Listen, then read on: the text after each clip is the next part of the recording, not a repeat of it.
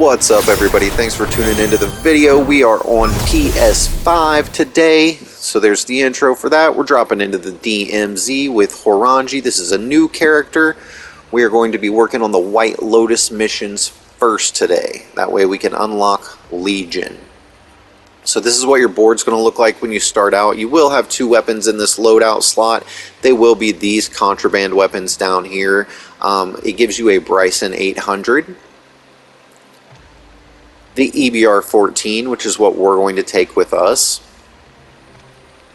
You're going to get an M4, decently set up.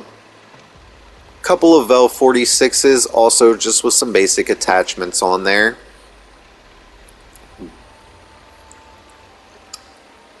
And finally, another M4. So those are what they give you in contraband to start out. You also have one insured weapon slot, but my character is such a low level right now, I don't even have a weapon worth building. So we're going to take that EBR that I saw, and we're going to go ahead and equip that and drop in. So in order to unlock Black Mouse, we have to finish two missions, one for White Lotus and one for Legion. In order to unlock Legion, you have to do White Lotus. So we're starting at the top. These are our missions, and we're going to go ahead and drop into the game and see how this plays out. For a new character in El Mazrah, we should be able to complete all 9 of these missions in our first run.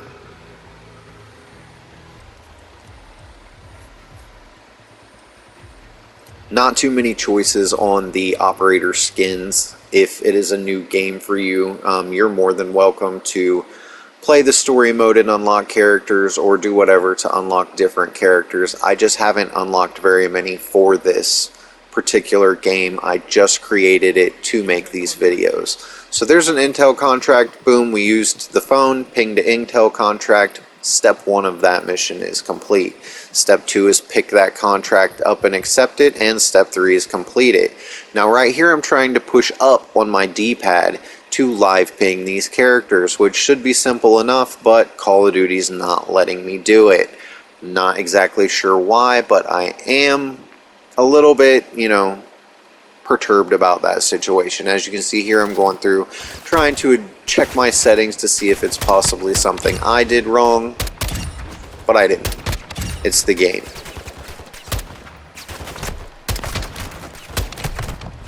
Right here, you're probably going to want to retreat before you're almost dead. I waited way too long. I'm surprised that these bots didn't kill me. They are fierce. Their aim is true, and they are all about hitting those shots. The sand in their eyes doesn't affect them in the least. So if you start taking heavy damage, it would be best probably to pull back to a safer area like this, regroup, let your life bar come back up. If you need to put in another plate, put in another plate, and then re-engage the fight from possibly a different angle. The bots are pretty well in tune, and they are going to find you possibly before you find them. I'm pulling out the spotter scope because I noticed a little red tick at the directional bar at the top of the screen. That wasn't from any action coming from or to me. See, you can see it there in the middle of the screen. That means that someone is firing. So either bots or other players. Since they're not shooting at me and I'm not shooting at them, I am imagining that there are real players somewhere around here. So you want to be careful. Your EBR is not going to be the best thing to take out real players, unless you're just a demon. I, however, am a little rusty. So as you can see, I'm going to miss some shots. It's unfortunate, but it is the way that it goes sometimes. I do get, back in there. I don't know that my settings are the same as they are on my main account, meaning my left and right input threshold may be a little different. So you saw I just completed a challenge. One of the first challenges, kill 5 enemies. Easy enough. Another good thing about this is you can switch to thermal mode, which allows you to see through smoke, tear gas, and the sandstorm pretty good. So that is another benefit to using that, but you do lose whether you would choose a stun grenade, a smoke grenade, a different tactical. You will lose, but the spotter scope is nice, especially when you are trying to avoid PvP action. Now that high value target that we just killed had a little better gun, and one of my challenges right there, pick up a weapon during the deployment. And so I just happened to find a pretty nice weapon, being this M4, so we will take this and add it to our contraband as well. Things we're still looking for, a way to revive ourselves, a bigger backpack, and a vest that can carry more plates. Right now we have a small backpack, so we can't carry any extra weapons. Here I go again, checking my settings. Why can't I ping? Why can't I ping? Well, I don't know. The game hates me today. So, here we go. Repinging this contract. I'm going to go out here, pick it up, which should complete part 2 of the contract. First aid kits are a great place to find ways to revive yourself, either a revive pistol or a self-revive. If you have both of those, the game will always, if you have them both equipped, the game will always use the self-revive first. There's a revive pistol, so good to have. You can also use the revive pistol to revive your teammates without actually having to go up to them and physically revive them and taking it. It takes them 10-15 seconds, I don't know, something like that, to revive a downed teammate. Found a gas station. You'll find a first aid box in most gas stations and a cash register. One of my challenges here was open a cash register, so we've got that complete. We're on our way to 10,000, so we're on our way to completing step 2 of that as well, which just loot around and get money or complete contracts, whatever's easiest to get to 10,000.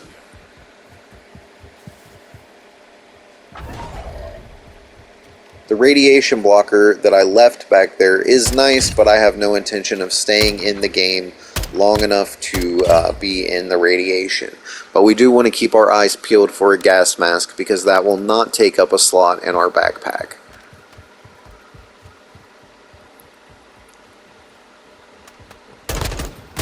You see the contract floating in the sky.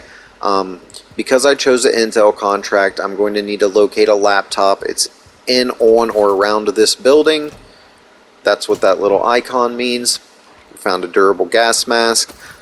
Medicine cabinets are also a great place to find revive pistols and self-revives. So don't forget to check your medicine cabinets and first aid cabinets. It's really worth the second that it takes to look in there, especially if you don't already have those things. Now, a lot of times they'll put these laptops on top of buildings. That's why I'm climbing up here. It, however, is not up here. So we're about to hop down and find it in just a second. To be honest with you, when I came through that first door, I blew right by it. There it is. So now we have to take the hard drive that we just took from that laptop, and now you see the ping has moved right over here to a tower. And when we get a little closer, you'll be able to make the tower out. There it is.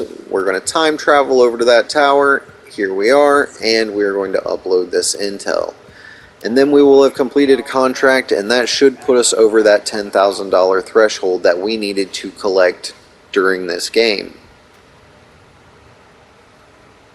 Climbing towers, you want to watch out.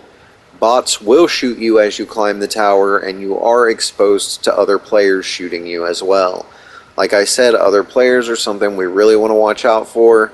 And there we have one. You can see he's got a sniper rifle and a nice looking AR. So we want to avoid him knowing we're here, if at all possible, because we have nothing to combat that sniper rifle from distance. I'm not 100% sure. It looked like a Signal 50, but I could be wrong about that. And the range on that is going to far outbeat our DMR. So we're going to just leave him alone. We're going to upload our intel, and then we're probably going to make our way over to Hafid Port, where the heavy chopper is, if we are fortunate enough to find the heavy chopper fuel. In every game there is heavy chopper fuel that you can find and you can use to leave or exfil in the heavy chopper that is randomly parked in the map. I normally see it down at Hafid Port. Sometimes it's over at the airport near the tall control tower, or sometimes it is on top of one of the skyscraper buildings downtown, the lowest one in between the two tallest ones, if that makes any sense. So I see the weapons case over there. That's the yellow case with the question mark. We know that a real player has that, and we know we're trying to avoid real players, but we do want to go to Hafid Port. We've got some action over here, lots of bots doing something, so we're going to stay away from there as well. Probably shooting at these fellows in the truck. That is more than likely a bot truck. If you watch the way they drive, normally the bots will stick to the roads that they are supposed to be on, where real players just cut across everything.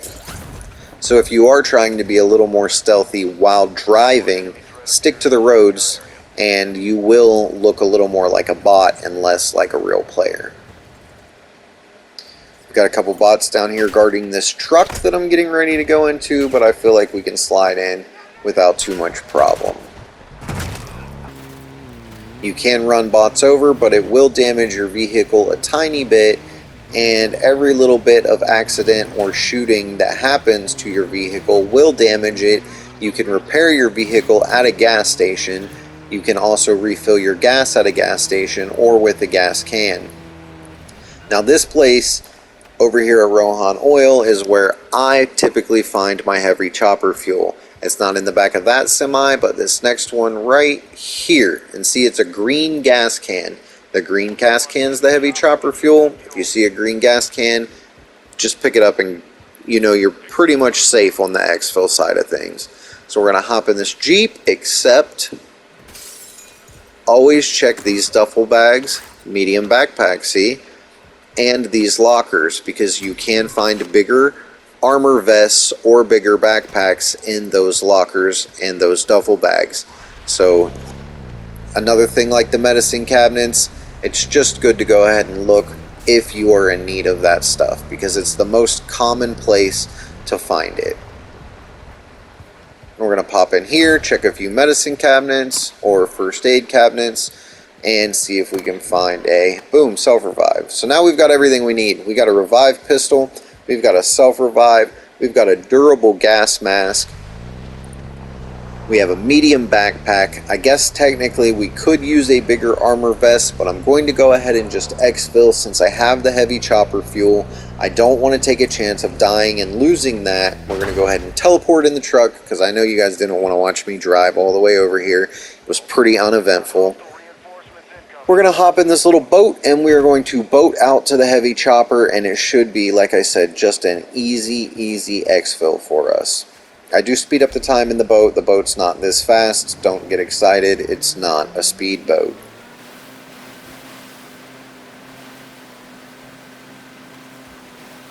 After we exfil, we should have successfully completed all of those challenges in the first 3 lists, except for ping a live player, because for whatever reason my game is not allowing me to ping players, and boy am I struggling with that latter. So we're going to come up here, hop in the heavy chopper. You'll notice it's the only chopper this big on the map. We're going to come in our backpack, find the heavy chopper fuel, put it in, and now we can leave. I hope you found the video somewhat helpful. These first missions are really pretty simple. So if you do have any questions or comments about them that I didn't cover in this video, feel free to leave them down below. I will answer them as soon as possible. This is the first video in a big series where I plan on completing all of the DMZ missions. Solo would be ideal, so if you get a chance, hit that like button, hit that subscribe button, and you will be alerted when the next video comes out. Thanks for your time, guys. Have a wonderful day.